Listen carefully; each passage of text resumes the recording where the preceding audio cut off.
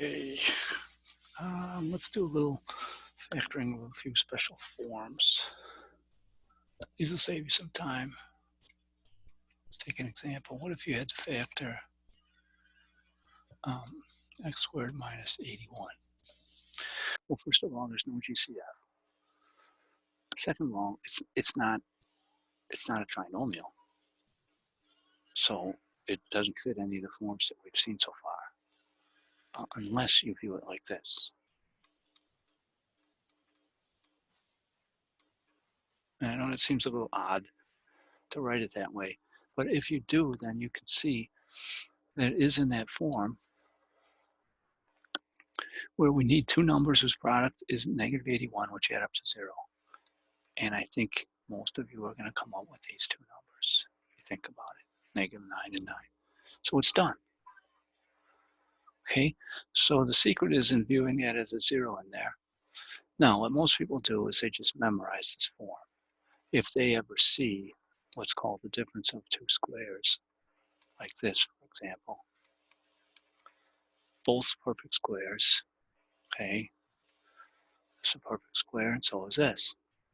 If you have that, then you can just write, in this case, y minus 11, y plus 11, and it's done. Okay, so what if I had 64, whoops, 64x squared minus 81 y squared? Well, there's no GCF, but we can still factor it because these are perfect squares. So this would be 8x minus 9y and an 8x plus 9y, and it's done. Okay, another example. Say we have, let's see, 128w squared minus, let's see,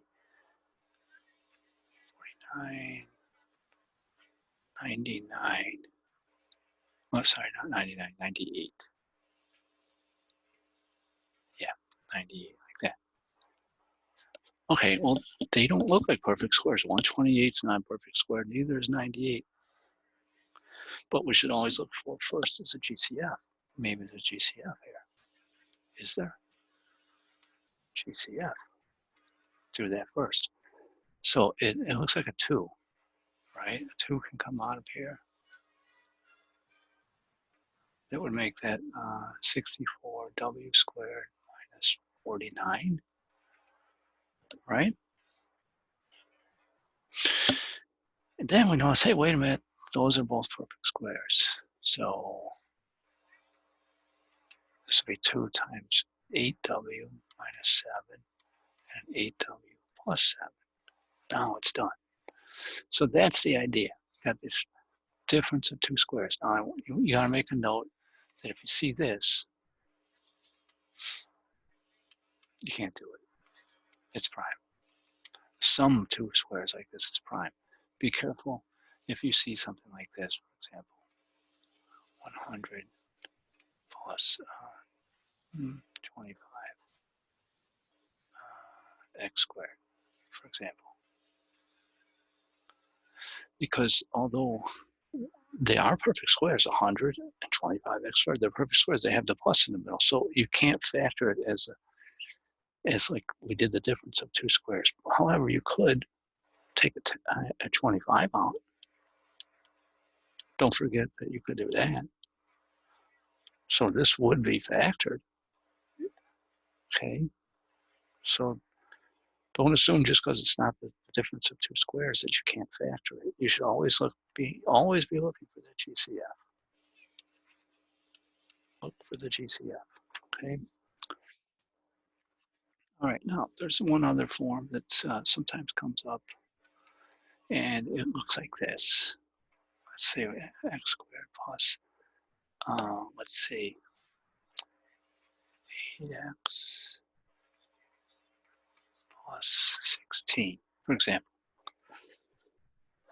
Now, it turns out that if you write this like so, 2 times 4x plus 4 squared, if you can get these to match, the 4 and the 4, and there's a 2 in the front here, then it's called a perfect square trinomial.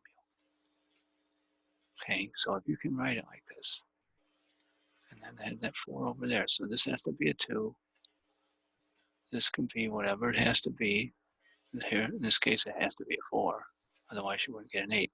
And if that 4 matches this 4 over here, or this is a perfect square 16, then this is called a perfect square trinomial, and you can factor it like this. Just like that. Okay, so these aren't as common, but they do show up. So let's say I had a u squared plus 16 plus 64. 16x, all right, 16u. All right, well, that's u squared plus 2 times 8u plus 8 squared. So as soon as you see that, you know, well, that's one of these, like that. Okay, so if that might be worth your while to make notice of that. Otherwise, you would just try to factor it like this using the trial and error. Find your setup. 2 factors of 64, which add up to 16. You probably get to the same answer just as fast like that.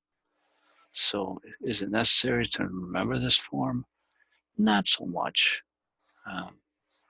To remember this is the generic form. You have a squared plus 2ab plus b squared always equals a plus b quantity squared. That's always going to be true. So that's what we're taking advantage of here. Do you necessarily need it? No. You can still get by without it. But the difference of squares up here, this one, that's a must. You cannot, that's the a squared minus b squared is equal to a minus b, a plus b. You need that. You can't get around it. Otherwise, you'd be in trouble unless you looked at every problem the way I did up here. Writing that 0 in and then viewing it as a problem like the first one we saw of this type. So that's up to you. Okay, so that is the special forms.